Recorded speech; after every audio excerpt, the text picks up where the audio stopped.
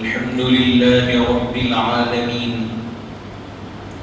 والصلاة والسلام على سيد الأنبياء وأشرف المرسلين وعلى آله الطيبين الطاهرين وأصحابه الأكرمين الأفضلين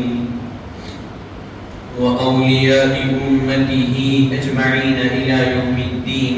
أما بعد، وقد قال الله تبارك وتعالى في القرآن المجيد والفرقان الحميد: أعوذ بالله من الشيطان الرجيم، بسم الله الرحمن الرحيم. ما أصابكم من مصيبة فبما كسبت أيديكم ويعفو عن كثير. صدق الله العظيم، وصدق رسوله النبي الأمين المكين الكريم، ونحن على ذلك لمن الشاهدين والشاكرين، والحمد لله رب العالمين. وقد قال الله تبارك وتعالى في شأن حبيبه: إن الله وملائكته يصلون على النبي يا أيها الذين آمنوا صلوا عليه وسلموا تسليما. اللهم صل على سيدنا ومولانا محمد النبي الأمي العالي الحبيب القدر العظيم الجاه، وعلى آله وأصحابه وبارك وسلم صلاة وسلاما عليك يا رسول الله، وعلى آلك وأصحابك يا نبي الله صلى الله تعالى عليه وسلم. حاضرین و سامعین اکرام، السلام علیکم ورحمۃ اللہ وبرکاتہ. پروردگار عالم کا کروڑا شکر اور احسان ہے کہ اللہ تبارک و تعالی نے ہم تمام کو آقا کریم رؤوف الرحیم حضور سید عالم نور مجسم گلشن ہستی کی اولین فصل بہار گلستان نبوت کے آخری تاجدار مدنی سرکار سیدنا محمد مصطفیٰ احمد مجتبیٰ صلی اللہ علیہ وآلہ وسلم کی امت بابرکت میں پیدا فرمایا ہے. اور اللہ تبارک و تعالیٰ کا احسان عظیم ہے کہ اس نے اس پرفتن اور پرآشوب دور میں سواد اعظم اہل السنہ والجماعہ کے عقائد سے وابستہ اور اس پر قائم و دائم فرمایا ہے. بارگاہ یزدی میں جمع ہیں، دعا کرتے ہیں کہ مولا تعالی ہم کو اور ہماری آنے والی نسلوں کو تا صبح قیامت اہل سنت والجماعت کے عقائد پر قائم و دائم فرما. حاضرین محترم، ماہ سفر المظفر کا مہینہ چل رہا ہے. اس مہینے کا آغاز ہوا، ابتدائی تاریخوں میں ہم اس ماہ مبارکہ کی داخل ہے، اور جب یہ مہینہ آتا ہے یوں تو ہر مہینہ، ہر دن، ہر گھڑی، ہر لمحہ اللہ کی مرضی کے بغیر نہیں نہ آتا ہے نہ جاتا. ہر مہینہ، ہر دن، ہر لمحہ، ہر گھڑی، اس میں جو کچھ خیر ہوتا ہے، جو کچھ شر ہوتا ہے، وہ سب اللہ تبارک و تعالیٰ کی طرف سے ہوتا. جیسا کہ ہم ایمان مفصل جب پڑھتے ہیں تو اس میں ہم کو یہ پڑھایا گیا، یہ سمجھایا گیا کہ والقدر خیرہ وشرہ من اللہ تعالی. اور اللہ تبارک و تعالی جو تقدیر ہے، اور تقدیر میں خیر، بھلائی اور برائی ہے، سب اللہ تعالی کی طرف سے. خیر بھی ہے تو اذن الہی ہے، اور شر بھی ہے تو مرضی مولا. اب آپ کا اور ہمارا جو معاشرہ اس طرف جا رہا ہے، اور ہم ہمارے معاشرے میں جو خرابی ماہ سفر المظفر کے آتے ہی جو چیز ہم دیکھتے ہیں وہ کیا ہے؟ تو فرمایا گیا، بتلایا گیا، ہمارے علم میں یہ آتا ہے کہ جیسے ہی یہ مہینہ آتا ہے تو ہم یہ خیال کرتے ہیں کہ یہ مہینہ نحوست والا مہینہ ہے، یہ مہینہ بلاؤں کے نزول ہونے کا مہینہ ہے، یہ مہینہ ایسا ہے کہ اس میں کوئی اچھے کام کا آغاز نہیں کرنا چاہیے، یہ مہینہ ایسا ہے کہ اس میں لمبا سفر نہیں کرنا چاہیے، اور پھر یہ بھی عقیدہ اور نظریہ بنا ہوا ہے کہ اس مہینے کے آخری چاشمے کے دن سفر کے لیے جانا چاہیے، اور اس مہینے کی جب 13 تاریخ آتی ہے جس کو عام اور زبان میں عرف عام میں 13 تیزی کے نام سے جانا جاتا ہے، اس 13 تیزی کی جب تاریخ لگتی ہے 13 کی، تو رات بھر بچوں کے سرانے انڈے رکھ کر تیل رکھ کر پھر صبح میں اس کو صدقہ و خیرات کرتے ہیں۔ یہ ساری چیزیں لغو ہے، شریعت سے اس کا کوئی تعلق نہیں ہے، اس سے کوئی تعلق شریعت کا نہیں۔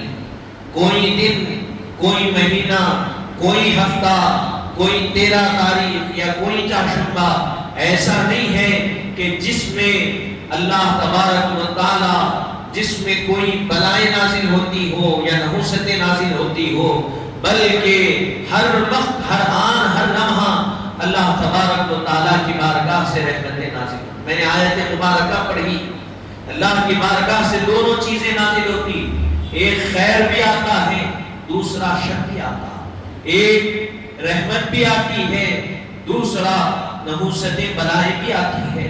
اب فرمایا گیا وَمَا أَصَابَكُم مِّن مُّصِيبَةٍ فَبِمَا كَسَبَتْ أَيْدِيكُمْ وَيَعْفُو عَن كَثِيرٍ۔ اگر کسی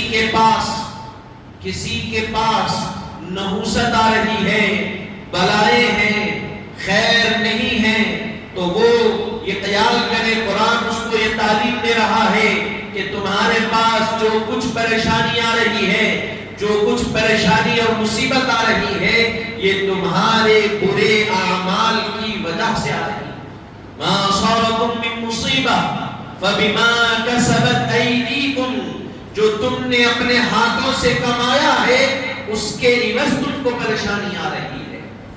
مَا أَصَابَكُم مِّن مُّصِيبَةٍ فَبِمَا كَسَبَتْ أَيْدِيكُمْ، پھر آگے اللہ فرماتا ہے وَيَعْفُو عَن كَثِيرٍ، اللہ کی ذات تو اتنا معاف کرنے والی ذات ہے کہ تم کئی غلطیاں کرتے ہو، اللہ تعالیٰ تمہارے کئی غلطیوں کو معاف کر دیتا۔ وَيَعْفُو عَن كَثِيرٍ، اللہ درگزر کر دیتا ہے، معاف کر دیتا ہے تمہاری غلطیوں میں سے اکثر غلطیوں۔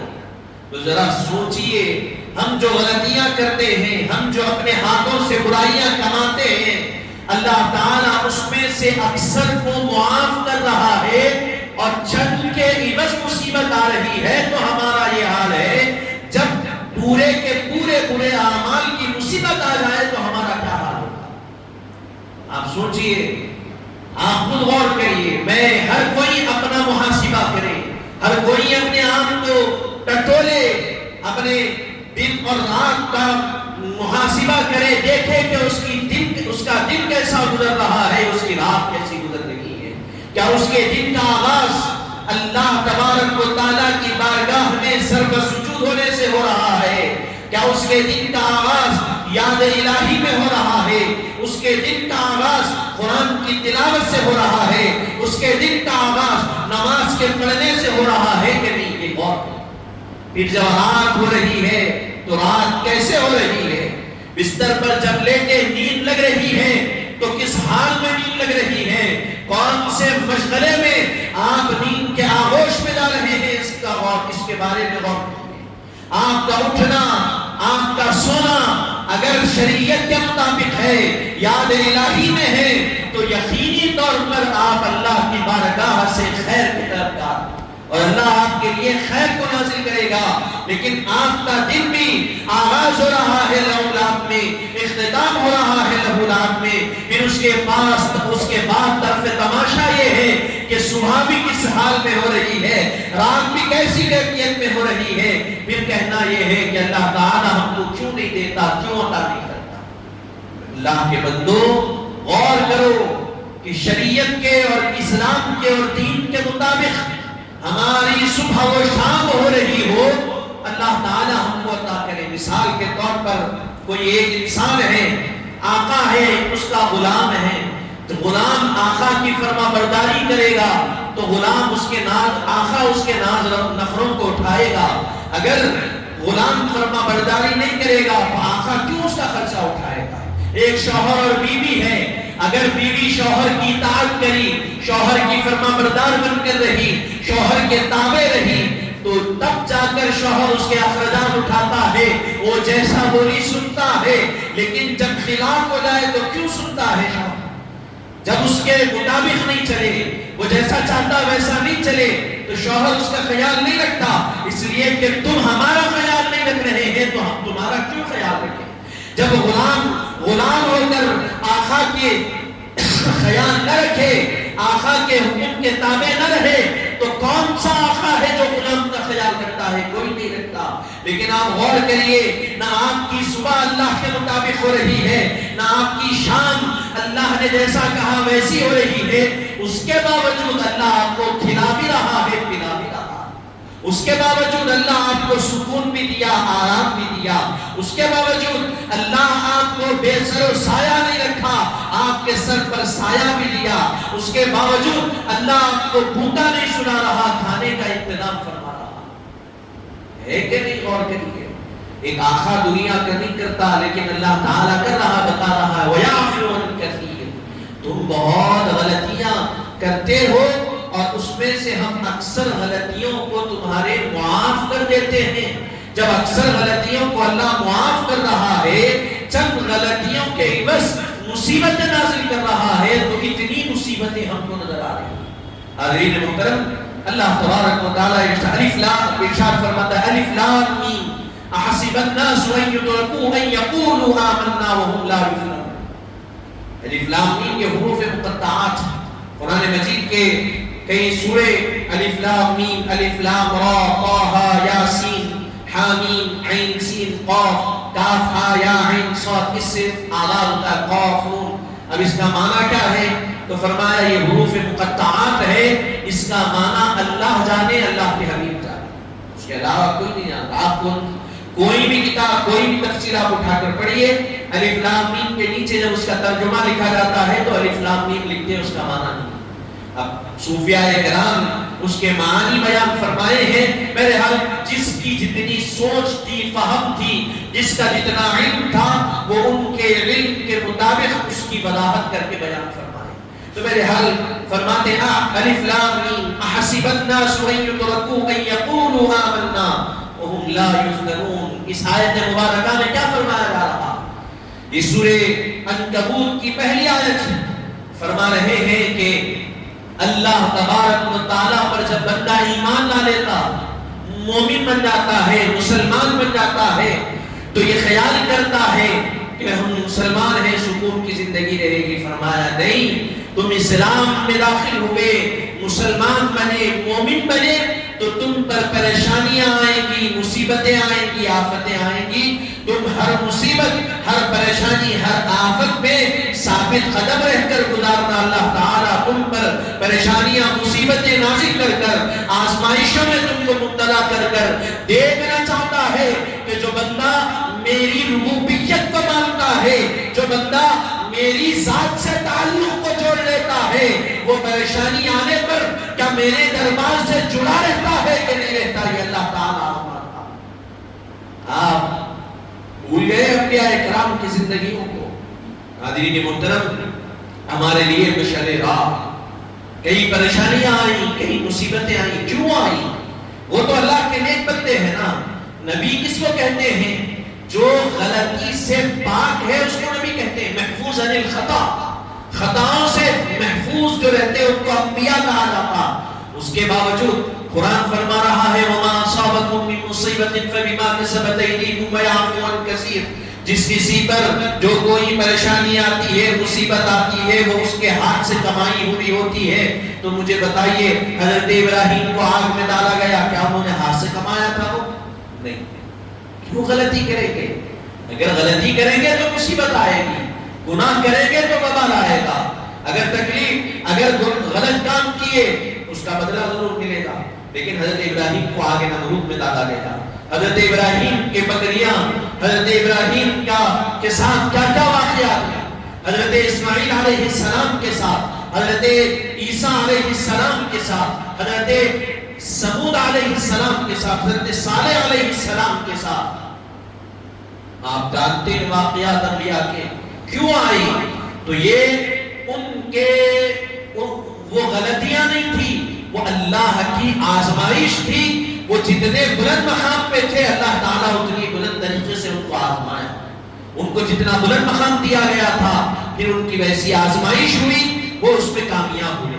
تو ان کی جو آزمائشیں تھی وہ غلطیوں کے عوض نہیں تھی، وہ ان پر جو مصائب آئے وہ غلطیوں کے عوض نہیں تھے، وہ اللہ کی مرضی سے آئے اور وہ اس میں ثابت قدم رہے اور کامیاب ہوئے. اور ہم پر جو مصیبتیں آتی ہیں اکثر و بیشتر ہماری غلطیوں کے سبب آتی ہے. اور کبھی اللہ تعالیٰ خود بندے کو پسند کر کے آزماتا ہے، اس کو مبتلا کرتا ہے تکلیف میں کہ میرا بندہ خوش ہے تو میری یاد میں ہے، اور جب تکلیف آئے تو کیا میرے دربار سے جڑتا ہے کہ نہیں. یہ دیکھتا حاضرین محترم، اس سے یہاں یہ آیتیں بتانے کا مقصد یہ ہے کہ پریشانی ہے، مصیبت ہے، آفت ہے، یہ سب کچھ اللہ کی طرف سے ہے. بیماری ہے، کون آ رہی ہے؟ کس کی طرف سے آ رہی ہے بیماری؟ اللہ کی اذن اور اس کی مرضی کے بغیر جھاڑ کا پتا نہیں ہلتا تو کسی انسان کو بیماری کیسے لاحق ہو سکتی ہے؟ آپ بتائیں. اللہ کی مرضی کے بغیر جھاڑ کا پتا اپنی جگہ سے جب ہل نہیں سکتا تو اللہ کی مرضی کے بغیر کوئی انسان کیسے بیماری میں مبتلا ہو سکتا ہے؟ اللہ کی مرضی کے بغیر کوئی انسان کیسے، کسی انسان پر کیسے آزمائش آ سکتی ہے؟ تو یہ کہنا پڑے گا کہ جس کسی کو آزمایا جا رہا ہے، جس کسی پر مصیبتیں آ رہی ہے، پریشانیاں آ رہی ہے، وہ سب اللہ کی مرضی کے تحت آ رہی ہے. تو حاضرین محترم، تو یہ ذہن میں رکھنا، کیونکہ یہ سفر کا مہینہ ہے. جب یہ مہینہ آ جاتا ہے تو قسم ہا قسم کے عقائد لوگوں کے درمیان پیدا ہوتے ہیں کہ یہ پریشانیوں کا مہینہ، مصیبتوں کا مہینہ، یہ بالکل غلط ہے. حضور کریم علیہ السلام نے ارشاد فرمایا کوئی بدشگونی، کوئی فال، کوئی الو، کوئی بیماری یا سفر کا مہینہ منحوس نہیں ہے. حدیث مبارکہ کے الفاظ ہیں، بخاری شریف کی حدیث مبارکہ. حضور ارشاد فرماتے ہیں نہ الو منحوس ہے، نہ کوئی بیماری ایسی نہیں ہے جو متعدی ہے، اور بدشگونی ناجائز ہے، غلط ہے. اور ارشاد فرمایا سفر کا مہینہ منحوس نہیں. حاضرین محترم، زمانے جاہلیت کے بارے میں حضور ارشاد فرماتے ہیں، حدیث مبارکہ میں ہے، زمانے جاہلیت میں حضرت ثمود علیہ السلام کی قوم کا کیا عقیدہ تھا؟ ان کا عقیدہ یہ تھا کہ وہ پرندے سے فال نکالتے تھے. فال نکالنا یہ تو معلوم ہوگا، آپ تو دیکھے ہوں گے بہت سے لوگ. وہ پنجرے میں ایک طوطا لاتے، اس میں کچھ چٹیاں ہوتی، وہ طوطا نکلتا، چٹیاں نکال کے دیتا، پڑھتے اور پڑھ کے بولتے ہاں یہ ہے تو آپ کو یہ ہونے والا ہے، یہ نہیں ہے. یہ سب غلط ہے، یہ سب غلط ہے. یہ قوم ثمود، حضرت ثمود علیہ السلام کا طریقہ ہے یہ فال نکال. کیا کرتے تھے وہ؟ تو فرمایا گیا کہ پرندہ پنجرے سے کھول کر چھوڑ دے، پرندہ اڑتا سیدھی جانب جاتا تو خیر سمجھتے، بائیں جانب جاتا تو شر سمجھتے، برا سمجھتے.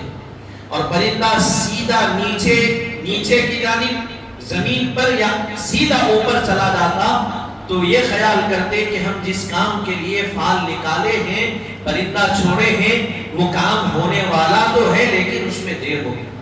سیدھی جانب گیا تو یہ سمجھتے کہ یہ کام اچھا ہے کرنا چاہیے، بائیں جانب پرندہ گیا تو سمجھتے کہ یہ کام برا ہے نہیں کرنا، پرندہ اوپر یا نیچے کی جانب گیا تو سمجھتے کہ یہ کام ہونے والا ہے لیکن اس میں تاخیر ہونے والی۔ یہ کس کا عقیدہ تھا؟ قوم ثمود کا عقیدہ تھا، قوم ثمود کا۔ حضور ارشاد فرماتے ہیں یہ غلط عقیدہ ہے، یہ غلط ہے۔ کیوں؟ اس لیے کہ کوئی بیماری متعدی نہیں ہے، اور فرمایا کہ سفر کے مہینے کو وہ لوگ منحوس سمجھتے تھے، نہ اس میں کوئی نیا کام شروع کرتے تھے، نہ سفر کے مہینے میں کوئی اچھا کام کرتے تھے۔ یہ سارا غلط عقیدہ ہے، یہ سب غلط ہے۔ سفر کا مہینہ نہ منحوس ہے، نہ الو منحوس ہے، نہ کوئی بیماری متعدی ہے، اور بدشگری نکالنا ناجائز، بلکہ حضور ارشاد فرماتے ہیں بدشگری نکالنا، فال نکالنا، فال کرنا پرندوں کے ذریعے سے، ارشاد فرمایا من الشرک، و شرک میں سے، جو پرندوں سے، حدیث مبارکہ کے الفاظ ہیں، ارشاد فرماتے جو پرندوں سے فال نکالا جاتا ہے اور دیکھا جاتا ہے کہ کیا ہونے والا ہے، خیر ہے کہ نہیں، یہ کرنا شرک ہے، کیونکہ تقدیر کس کے پاس؟ والقدر خیرہ وشرہ من اللہ تعالی۔ ہمارے گھر کے چھوٹے چھوٹے بچوں کو یہ پڑھایا جاتا، ایمان لاؤ کس پر؟ آمنت باللہ وملائکتی وکتبی ورسلی والیوم الاخر والقدر خیرہ، اور تقدیر پر ایمان لاؤ کہ خیر اور شر سب اللہ کی طرف سے۔ جب خیر اور شر اللہ کی طرف سے ہے تو کوئی پرندہ بتا سکتا ہے کہ تمہاری تقدیر میں کیا ہونے والا؟ کوئی پرندہ بتا سکتا ہے کہ کون سا کام تم کو فائدہ دینے والا؟ کوئی پرندہ اس کا فیصلہ کر سکتا ہے کہ کون سے کام سے تم کو نقصان ہونے والا ہے؟ اگر کسی کا عقیدہ اس پرندے پر جم گیا تو فرمایا یہ شرک ہے، اللہ کے ساتھ کسی کو شریک کرنا یہ خراب بات ہے، کیونکہ یہ صرف اور صرف اللہ کی شان ہے کہ وہ تقدیر کو بتائے بھی، اور اس میں کیا ہے اور خیر کیا ہے شر کیا ہے یہ اللہ جاننے والا ہے، کوئی اور جاننے والا نہیں ہے۔ تو یہ پرندہ کیسے بتا سکتا ہے کہ تقدیر میں کیا؟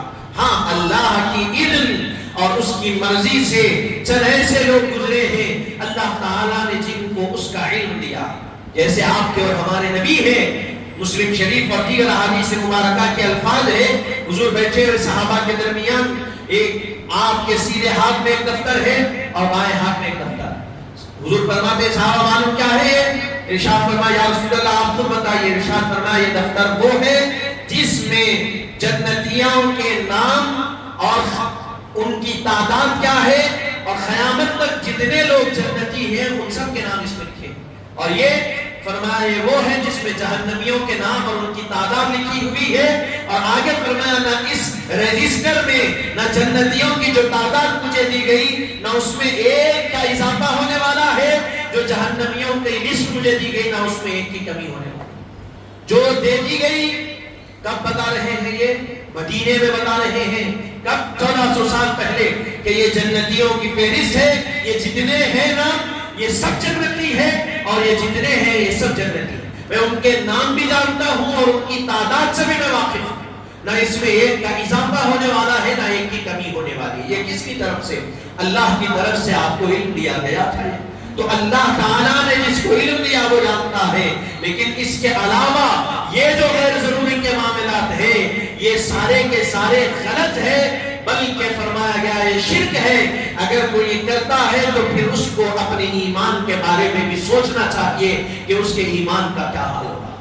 حاضرین محترم، تو یہ ماہ سفر المظفر کے آنے کے بعد یہ جو خیال کیا جاتا ہے اس کے نام پر غور کریں۔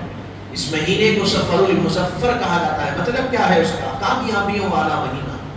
جب اس کا نام ہی کامیابیوں والا مہینہ ہے تو پھر اس میں ناکامی کیسے ہوگی؟ جب اس کا نام ہی خود ہے کامیابیوں والا مہینہ تو پھر اس مہینے میں نقصان کیسے ہوگا؟ حاضرین محترم، یہ خیر اور بھلائی کا مہینہ ہے۔ اللہ تبارک و تعالی ہر دن جیسا کہ میں نے عرض کیا خیر اور شر دونوں نازل کرتا۔ اب آپ کے اور ہمارے ذمے ہے، ہمارے اور آپ کے ہاتھ میں ہے کہ ہم خیر کو حاصل کرتے ہیں یا شر کو حاصل کرتے ہیں۔ ہم جو جس طرف ہم جاتے ہیں اللہ تعالیٰ ہم کو وہ عطا فرماتا ہے۔ تو حاضرین محترم، بہرحال بتانے کا مقصد یہ ہے کہ یہ ساری چیزیں ہیں۔ پھر اس کے بعد جب اس مہینے کی 13 تاریخ آئی تو پھر ایک نیا یہ عقیدہ اور ایک دیکھا جاتا ہے کہ اس کی رات میں انڈے سر کے پاس رکھ کر، تیل سر کے پاس رکھ کر صبح خیرات کرتے۔ یہ بھی غلط ہے۔ خیرات کرنا درست ہے، آپ انڈے خیرات کریے، تیل خیرات کریے، پورے مہینے کا راشن خیرات کریے، یا آپ اس کی قیمت خیرات کریے، صدقہ کریے، اچھی چیزیں کرنا چاہیے، لیکن ایک دن یہ خاص کر کے یہ ذہن رکھے کہ اس دن کرنے سے یہ ہوگا، یہ ہوگا، یہ خیال کر کے کرنا یہ غلط ہے۔ آپ صدقہ کریے، صرف 13 تاریخ نہیں ہے آپ کے پاس، پورا مہینہ آپ صدقہ کریے، روزانہ آپ خیرات کریے۔ شریعت نے آپ کو روکا نہیں ہے، بلکہ آپ کو شریعت تو اس کی تعلیم دیتی ہے کہ جو صدقہ وہ خیرات کرتا ہے وہ اللہ کے جاہ و جلال کو کم کرتا ہے۔ جو صدقہ کرتا ہے، خیرات کرتا ہے، اللہ تعالیٰ جو غضب اور غصے میں جاہ و جلال میں ہوتا ہے، اللہ کے جاہ و جلال کو صدقہ و خیرات کم کرتے ہیں۔ اچھی چیز ہے، لیکن یہ عقیدہ رکھ کر کہ صرف اس تاریخ کو کرنے سے فلاں فائدہ ہوگا، فلاں ہوگا، یہ غلط ہے۔ آپ کریے، صدقہ ایسا ہے، ارشاد فرمایا یہ بلاؤں کو ٹالتا ہے اور حادثات کو روکتا ہے۔ صدقہ کریے آپ، یقینی طور پر آپ پورا سفر کا مہینہ صدقہ کریے، آپ پورے 12 مہینے صدقہ و خیرات کریے، اللہ تبارک و تعالیٰ آپ کو بلاؤں سے اور حادثات سے محفوظ رکھے گا۔ صرف ایک دن خاص کر لینا ہے، اس کے علاوہ آخری جو عقیدہ اس مہینے کے بارے میں رکھا جاتا ہے، آخری چاشمے کو سفر کرنا، اس کی بھی کوئی شریعت میں حقیقت نہیں ملتی۔ سفر تو کبھی بھی کیا جا سکتا، سفر کرنا یہ تو اچھی چیز ہے، سفر کرنا۔ قُلْ سِیرُوا فِی الْأَرْضِ ثُمَّ انظُرُوا کَیْفَ کَانَ عَاقِبَةُ الْمُتَّقِینَ، فرمایا اللہ تعالیٰ کہ دیکھو، زمین کی سیر کرو۔ حضرین محترم، زمین کی سیر کرنا کیوں؟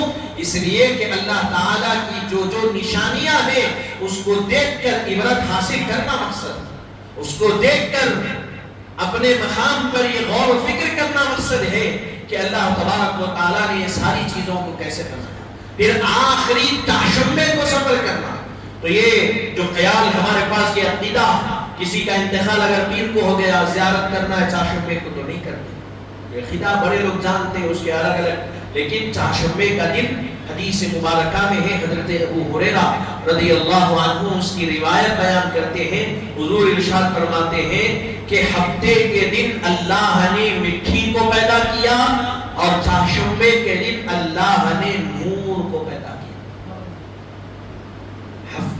ہفتے کے دن اللہ نے مٹی کو پیدا کیا اور چاشمے کے دن اللہ نے نور کو پیدا کیا۔ تو اگر چاشمے کا دن منحوس ہوتا، نحوست والا ہوتا، بلاؤں والا ہوتا، تو پھر اللہ تعالیٰ اس دن نور کو کیوں پیدا کرتا؟ کیوں پیدا کرتا؟ آپ سوچئے، جس دن نور کو پیدا کیا گیا ہے وہ چاشمے کا دن ہے۔ آج بھی آپ جامعہ نظامیہ جائیے، جامعہ نظامیہ میں سال کی تعلیم کا آغاز شوال کے 10-12 شوال کے بعد سے شروع ہو جاتا تعلیم۔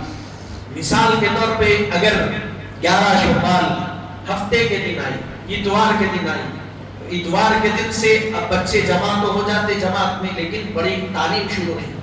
ہفتہ نکل چلے جاتا، اتوار چلا جاتا، پیر چلا جاتا، منگل چلا جاتا، پورے درس کی کتابوں کا جتنے کلاسز ہوتے، جتنی جماعتیں ہوتی ہیں، ہر جماعت کی کتاب کا آغاز چاشمے کے دن ہوتا۔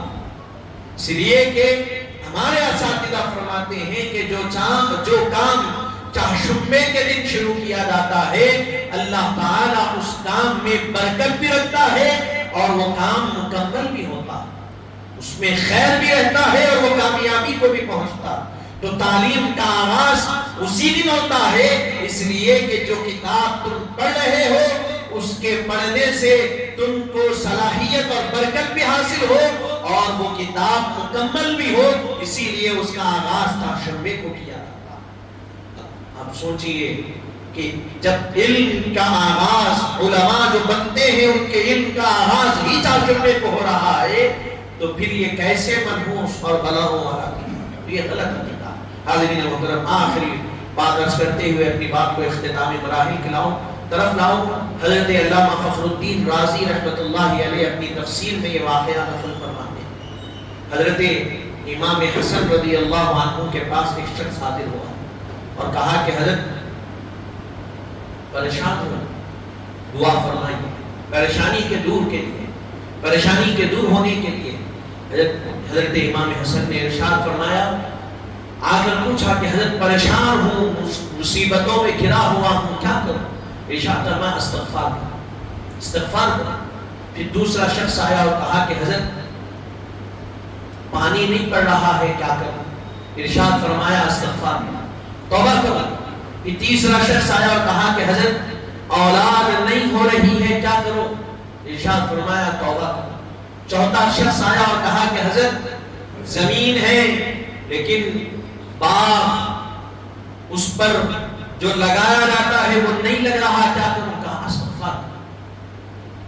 جتنے جو کچھ سوال لے کر آ رہے ہیں سب کو حضرت کہہ رہے ہیں استغفار کرو، استغفار کرو۔ کون؟ حضرت امام حسن، جس کی تربیت رسول اللہ صلی اللہ علیہ وسلم نے فرمائی، وہ حسن فرما رہے ہیں کہ استغفار کرو، استغفار کرو، استغفار کرو، استغفار۔ لوگ پوچھے کہ حضرت ایک شخص آیا اس کی پریشانی الگ ہے لیکن آپ حل بتائے توبہ کرو۔